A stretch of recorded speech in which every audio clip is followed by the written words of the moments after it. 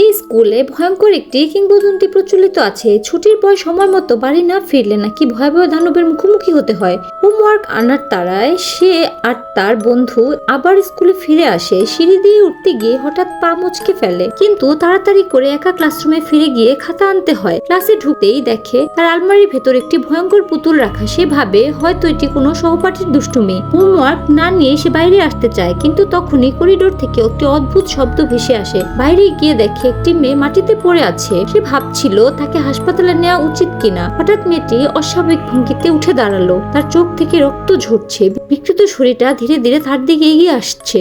ভয়ে কাঁপতে শুধু এখান থেকে পালাতে চেষ্টা করলো, কিন্তু সিঁড়ির দিকে দৌড় দেয়। মনে হয় এ তো নিচেই আছে সে। দুজন একসাথে হলে পালাতে পারবে, কিন্তু অদ্ভুত ব্যাপার, সে যতই সিঁড়ি বেয়ে নামতে থাকুক না কেন মনে হচ্ছে এক জায়গায় ঘুরপাক খাচ্ছে। প্রতিবারই নিচে নামতেই এক জায়গায় আটকে আছে। মনে হয় কোন চক্রের মধ্যে সে পড়ে গিয়েছে। অবশেষে মাটিতে লুটিয়ে পড়ে। সে বুঝতে পারে এক ধাপ নিচে নামতে পারেনি।